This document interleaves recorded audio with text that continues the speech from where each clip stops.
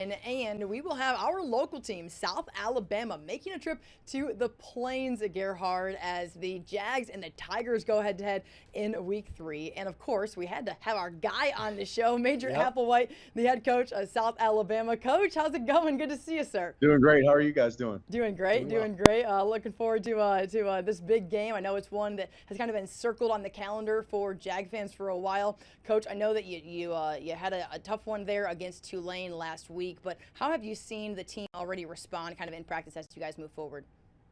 Well, I think there were some bright spots. I mean, you've got to pull some positives. It's tough to lose by 2 at home, but there were some positives in the way that we came back. The way we came out swinging to get started out to a 14-point lead, that was great. But when you play great teams, they're going to battle back, and you be able to sustain.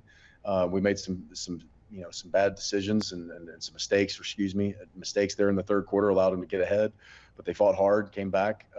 We had a 2-point opportunity. We missed on a 2-point. But had a chance to come back. I think there's a lot of positives, the resiliency that they showed, and continue to build on that as we gain playing experience. For people who follow us, they know we lost a lot of players in the portal, but I was really proud of all the guys who stepped up in those roles and the way they played, and we're going to continue to get better as the season goes along. Coach, where do you feel like your team has improved already? In your time, not only in fall camp, but as you go from week 1 to week 2, where do you feel like you've seen these guys get better? Well, I think their belief in themselves, there's not a ton of playing experience on this team. We had our starting quarterback last year, Gio, had opportunities to start against Eastern Michigan, had started against Troy, had a lot of playing time. There's other guys in other roles, I can go through them individually, but there's a lot of guys that haven't had as much playing experience. So as they gain that playing experience during fall camp and the first 2 games, I see them steadily improving. So those are the bright spots to me that we're going to have to get better as the season goes along. We're not coming into the season with, all right, out of our 22 starters, we've got 17 back. We're looking at our 44, 11 on each side of the ball, 2 deep, that's 44. We had about 19 of those guys coming back. So there's a tremendous amount, 25 guys that are brand new brand new to Mobile, let alone brand new to playing. So there's a lot of development that'll go on as the season goes along. Your quarterback, Bishop Davenport, obviously ended off the season on a great note last year, MVP of the bowl game. It seems like he's rolled that confidence into this year so far. What have you seen from him in the early stages of the season? Well, it really started back to spring ball and how hard he's worked. And I think he's always had his mind on one play away or one portal away. And for him, it came in May. And, his work started back in January. He was already working that way. So when our starting quarterback left, he had already been working at that pace and that tempo. And, and that's the old saying, when stay ready doesn't have to get ready. Mm-hmm. So he stayed ready and was ready to go. And he's just going to continue to improve. And he's got a heck of a challenge against him this weekend, but I know he's ready for it. Yeah, Coach, speaking of this weekend, of course, going to the Plains, you are very, very familiar as a coach, as a player, now that Texas is they're in the SEC, about this league. I mean, you've been at the highest of high levels, and you continue to do things really, really in a great way there at South Alabama. How excited are you from a personal standpoint for this game to go to Auburn to get this experience? And also, how much are your guys just ready to go and to show what it is that the South Alabama brand is all about right now, and to say, hey, like, no one's necessarily doing us a favor, like, we want to go out there and compete? Yeah, I mean, it's all of the above. It's all of the above from, growing up a young man in the state of Alabama, you either want to go to Alabama or you want to go to Auburn. Of course. And so for these guys to get an opportunity to go play in that stadium with that crowd is going to be phenomenal, just from a childhood dream standpoint. Yep. Chance to put your program and your brand in a program like that, the chance to play the best conference in college football. All of those things add up and make the experience what it is. So I'm extremely. I want as many of these as we could get on our schedule. We're still a 15-year-old program. We're still young, but the way you get respect is you go play these teams, and you go into their stadium and you go compete, and that's the way you get notoriety for your program, for your school. So I love this opportunity. Speaking of Auburn specifically this year, coming off of 2 big wins, how much does that inspire your guys to, like you said, go out and show that you can compete with the best of the best, considering how Auburn is off to a strong start this season? Oh, they're killing it. I mean, right now they've got a lot of confidence and continuity in what they're doing on offense. Their quarterback's playing at an extremely high level. They're able to run the football effectively. Defensively, they're number 1 in the country in run defense. They're number 1 in the country in sacks. So you got to figure out if you want to try to run it against the number 1 team or throw it against the number 1 sack team. And they're getting people off the field. I think they're number 2 in the country in third down conversion. So they are hitting on all cylinders, and it will be every bit the test you just said it will be. Yeah, Coach. When you think about just where this Auburn program is, what they've been able, to do so far, where do you feel as though Hugh Freeze kind of has this Auburn program? I know that you kind of keep an eye. I know you're focused, of course, on what the Jags are doing, but I know you have an eye on kind of what's happening in college football in its entirety as well. Kind of what's your relationship with Hugh Freeze, if any, and then kind of where do you think he kind of has this program right now?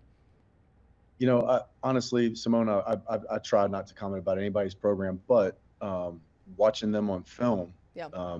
You see the new quarterback, and Sure. you see the stability and the level that he's playing at. And, being right here next to where Deuce is from, you knew what kind of player he was coming out of high school. So you're starting to see some continuity in the quarterback room, and maybe that'll lead to more success. But like you said, we got to just tend to our own garden and focus on our thing over here. Yeah, on that note, how can a game like this kind of just prepare you for the Sun Belt? Because we know, obviously, that the Sun Belt is without question, at least in our opinion, the toughest group of 5, group of 6 conference that there is. I mean, year in and year out, this is a conference that is upsetting P4 programs, that it is really just right on the brink of being a team that can be right there in the playoff conversation. How can a game like this help you guys tenfold as you move forward into the bulk of the conference schedule?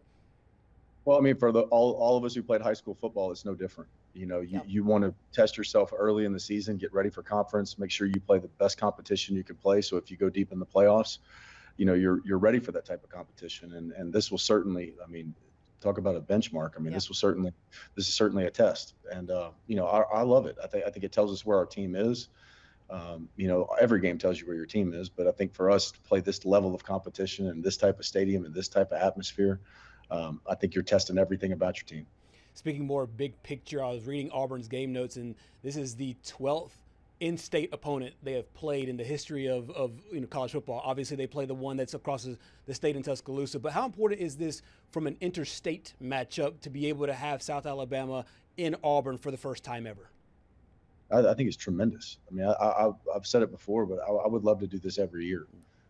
It's about the state of Alabama. It's about us. It's about our people. It's we have 49 kids, I believe. I may be off a number or two, but we're tied with, I believe, Jacksonville State for the most amount of in-state kids on our roster. So, this only makes sense. It's good for our economy. It's good for our fans. It's good for our culture in Alabama. It's great to bring different parts of the state together, whether it's the state of Mobile going up to Tuscaloosa or to Auburn. It's outstanding. I mean, that's what it should be. Coach, I know you've been obviously there at South Alabama for a good while. You're in your second term as the head coach. But when you think back to that game against Oklahoma State and what that did for this program, just in terms of, I don't know, it just seemed as though there was an excitement, a feel. You win a bowl game. There's just a lot going on that season. How did something like that kind of help morph this program or take them to another level, so to speak, in terms of a national brand or just internally in the locker room? What did you see maybe was a difference maker there? Well, that's exactly what it is. When you get a chance to go play one of the, anointed conferences and you go beat one of the anointed teams in the anointed conferences, you're not a part of that group, then people start to pay attention to you. Yep. And that's what we want, as many of those opportunities as we can get. And I've seen it happen with numerous programs. Everybody can go all the way back to 2007. When Boise State throws a hook and lateral against Oklahoma. Nobody had heard about Boise State. I mean, just the avid football fan had, but everybody heard about them that night. And it happens with all kind of these group of 5 programs. Coach, so I love the opportunities. No question. And we know it's a huge opportunity. You have a lot of history in the anointed programs. If we just take a look at what it is that you have done in your career, we got to go to the archives for back in the day. One, loved the haircut, loved the mean mugging, no question about that. But obviously a historic career for you at the highest level there at Texas. You think back to just those days, now that Texas is obviously here, in the SEC. This is a program that was the number 1 ranked team coming into the year as well. Just think back to those days. You coached at Alabama. You've been a part of the biggest of the big. What kind of stands out to you, and maybe kind of does it make it full circle a little bit to take a program like South Alabama, who has its own respect in its own right, but for the kids to be able to go, hey, and have this experience, given the fact that you kind of have been there and done that, so to speak, not only as a player, being the Big 12 Freshman of the Year and winning a national title at Alabama and everything that is kind of a part of your resume. You love those pictures, by the way. Yeah, it was like memory lane, but at the end of the day, you go play the game, and I remember being awestruck of the black shirts in 1998. We're going to play Nebraska, and they've got a 47 home game winning streak, and and you come up with things to say as a coach, but I remember our coach saying, just take the N off the helmet and go play them. Yep. Just go. You're not playing the entire state of Nebraska. You're not playing Tom Osborne. You're not playing Frazier. You're not playing all of those guys that played there. Just go play this 98 team, take the N off the helmet and go play. Yeah. And, sometimes that works, sometimes it doesn't. But at the end of the day, you get out there in the first 2 or 3, 4 plays and it's a game and it's a ball game. Yep. And that's, you try to help your players kind of visualize what it's going to be. You've been there. You may talk about the locker room. You may talk about, hey, at the beginning of the fourth quarter, they're going to play a song. And, these are all the things. These are sights and sounds and smells that you kind of visualize and be ready for the game. And I think that's helpful for an athlete. You want to visualize your performance. You want to visualize your stage and where you're at. So there's things like that we'll share with them. And otherwise we'll stay on routine. And that's the best thing you can do for an athlete is keep his routine the same. To that point, will you use any of the games in the early part of this college football season? We've already seen South Florida go to Gainesville, get a win. We saw Troy play toe-to-toe with Clemson this past weekend a while ago. Do you use any of the games that are right now to prepare this team, or do you just go about it from a structural standpoint like you are preparing for Tulane and Morgan State and the other opponents? Yeah, I mean, you're going to prepare to beat this opponent. I mean, that's what you do. But you also have a mindset of we're getting ready to go into conference play the next week, and they're on out. We've got one more non-conference game after Auburn. There's some things that you do schematically that you may or may not do. There's some people that you need to play because you're going into conference play, and maybe they didn't get in at the Morgan State game or Tulane. They didn't get playing time. There's people that you need to have ready. So there's a checklist of stuff that you go through, and you make sure you kind of get all that ready before you go to conference. But it's no different. I mean, you're going in and you're getting ready for Auburn and all the problems and all the things that they present. And other than that, it's just go out there and kick the ball off. Yeah, Coach, Major Applewhite here with South Alabama. It's going to be an early one, 11:45 there on Saturday. How's that change the game prep? We'll get up a little bit early, but we're an AM practice team. Our kids they're here at 5:45, 6 in the morning, and we're out on the field, probably around 8:15, 8:30. So they'll be up drinking coffee, reading the paper. That's like an offensive coach thing. Yeah, exactly. The defensive coaches are like, what are we doing here up this early right now? Like, can we get something in the afternoon? But offensive coaches are like, let's get up, let's get rolling. Come on, guys, it's time to roll. Just an optics thing, in my opinion. Yeah, it really started back with Chip Kelly at Oregon, probably about 15, 20 years ago. Yep. And he got all the sports science stuff, and they figured out it's better for these kids to go in the morning and more recovery time from a Thursday practice to a Saturday kick. And it'll even be more important, like you mentioned, with an 11:45 a.m. kick. Yep, no doubt. Good stuff. Coach, Major Applewhite there at South Alabama. Appreciate your time, sir. Looking forward to a big turnout for Jags. Appreciate it, sir. Thank you. Yes, ma'am. Thanks, Coach.